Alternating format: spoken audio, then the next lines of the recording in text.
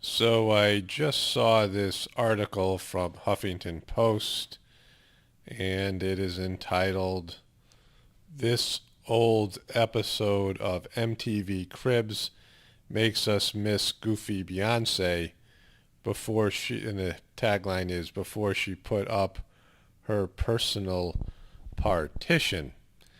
And partition is an interesting word because of the MK Ultra splitting of altered personalities that I've covered in past videos, and it's a well-known fact that Beyonce has talked about alternate consciousness and alternate personalities. One of which is named Sasha Fierce, who does the performing for her. I've covered this in past videos. So in the past few years, I have found this to be incredibly helpful to go back and watch old movies that you've seen, old TV shows or things that were iconic, perhaps had an effect on you, and watch them with a consciousness of seeing Illuminati symbolism and satanic narratives, because we've all been dosed up on this stuff. There's so many movies now. I've watched movies that I watched, Disney movies that I watched when I was a kid, TV shows, and I've gone back and watched some of this. Of course, I did this with the Full House videos where people have watched this show for years and years. And you watch it and you're getting dosed up with satanic imagery, with narratives, and you don't know what you're getting. It's side effects, it's hidden ingredients, it's things that are affecting you as a human being, and you have no idea because you're not aware of it. You don't know the symbols. You don't know who's controlling the system. And then when you get a sense of this and you go back and watch these old movies and these old dynamics, you say, "Oh, no wonder I feel bad."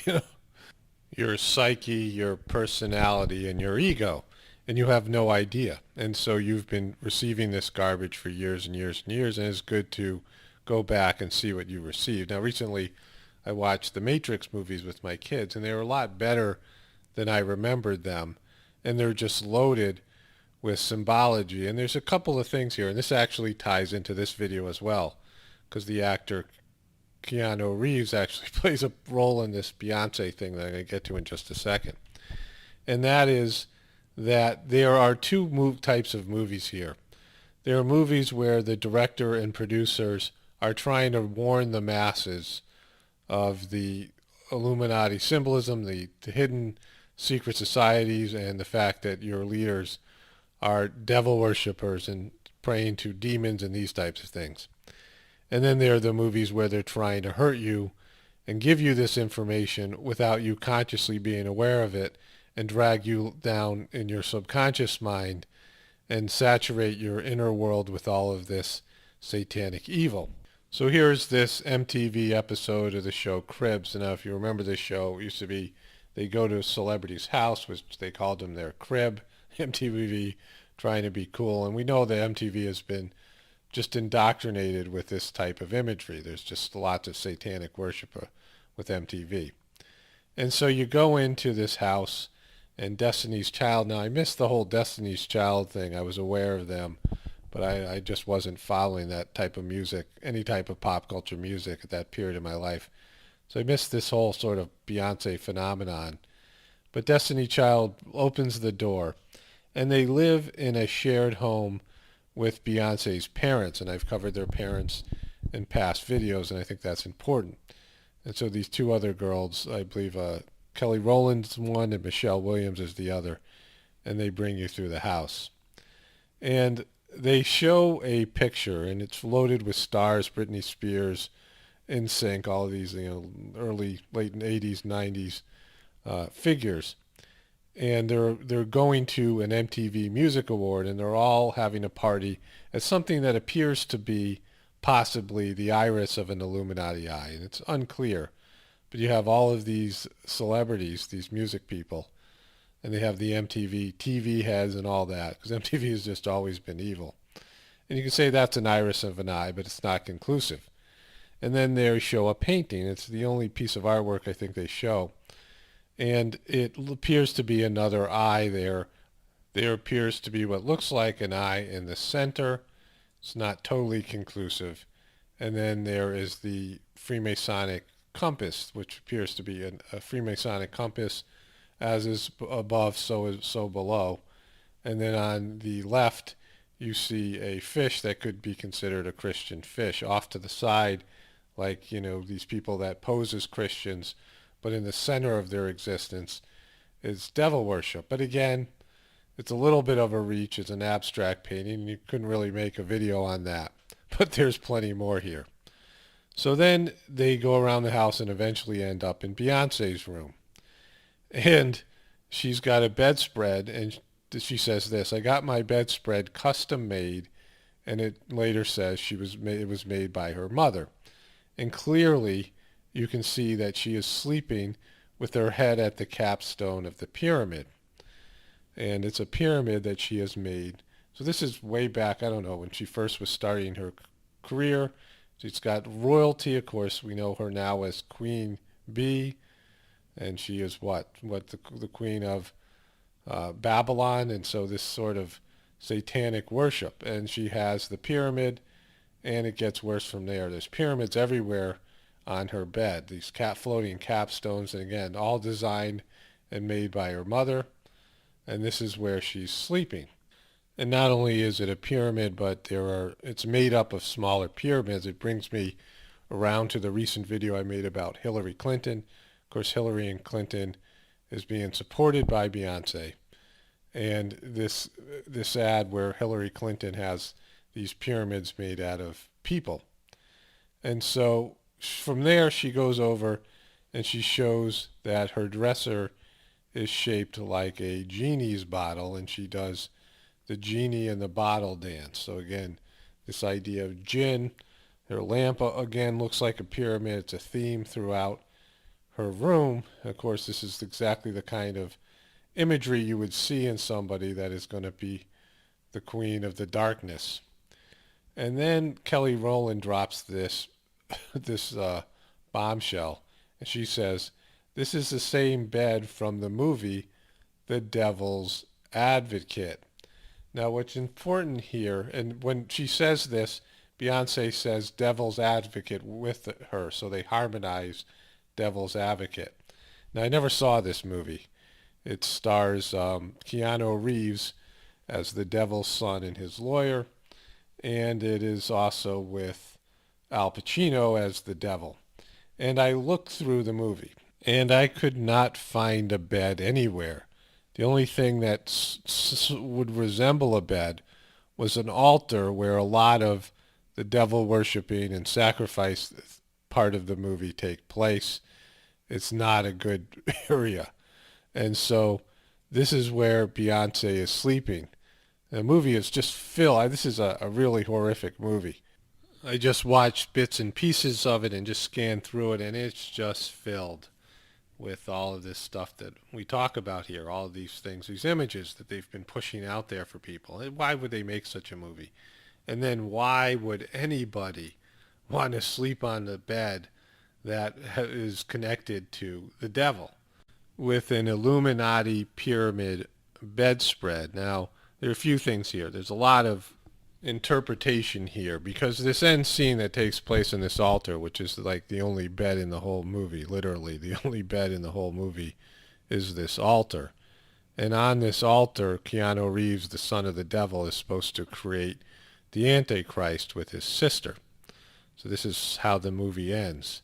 And Al Pacino is looking on, and this is where the basically the climax of the movie is. So you could say that by saying that Beyonce saying that this bed is the devil's advocate's bed, that this is where the seed of Satan is sleeping. And so this is a reference to that. That's pretty much, I think, the best interpretation, but none of them would be good. Also, what I noticed from what I saw in the movie, that it is very much like the dynamic between the characters Adrian and Richard or Neil in my book, The Choice, where the father is trying to pull the son over to the dark side.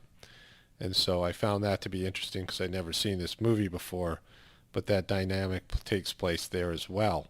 And I think that this is something that's important for everybody to know, that they are not hiding any of these things and haven't been hiding them for any real period of time.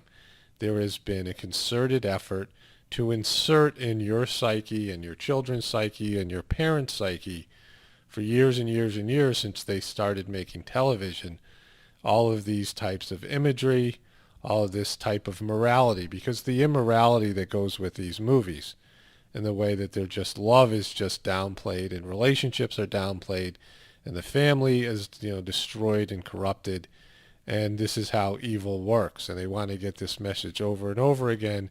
And the message of this Devil's Advocate movie is the devil always wins in the end, because although Keanu Reeves appears to take a divergent path from his father's wishes, but the devil character shows himself as the way that he's orchestrating this pathway too. So no matter what choice Keanu Reeves takes, because the devil's son takes, he's going to end up in the same place. And so the video, the MTV Cribs video, ends with Beyonce putting in these sort of witch-like, hag-like teeth, displaying a witch-like presence, a witch-like alter personality that sleeps on Satan's bed. So this is what MTV rolled out. Of course, who noted this back then? The Illuminati wasn't even talked about. And remember, there's a recent song, I've done a video on this, I believe the song was named Formation, and it starts off with her talking about this Illuminati mess, like somebody else created this Illuminati mess. But when you sleep in a bed with pyramids early on in your career, before you become this iconic figure in the public's eye, and your husband is throwing up these pyramids, which you claim to be a diamond, but clearly the pyramid is something, the pyramid theme is in pop culture now and so prevalent, as is all of this Illuminati symbolism. So they have been trying to ward people away from the connection to God that all of us have. And again, this is what's pure and wholesome in one's life. Love and hard work and working and sacrificing and living a path that you are following, that God lays down in front of you. And ultimately, I talk about this over and over again, is to connecting to the part of you that's God by meditating and enhancing and nurturing the part of the best part of yourself, the part of you that is God's seed. If you could say that you have a devil seed inside of you and you have a seed of God, and by living a life of love and sacrifice and making the right decisions and building a good character and these types of things, you nurture the part of you, the seed that is God, and that's what sprouts and flowers and becomes your essence as a human being. But when you take the seed of Satan, the ego that's within all people, in fact, Al Pacino makes reference to this in the movie Vanity and talks about the ego quite a bit. If you take a selfish path, a hedonistic path, and you water it with decadence and all these types of low character quality types behaviors, and that's what you end up with. You end up with a large ego that's the seed of Satan. So this is something that everybody needs to know about. You can use different words, descriptions, different religious texts, spiritual organizations, whatever. It's the same thing. The pathway is the same thing. It's a very simple path. This part of you that's God, part of you, you have love inside of you.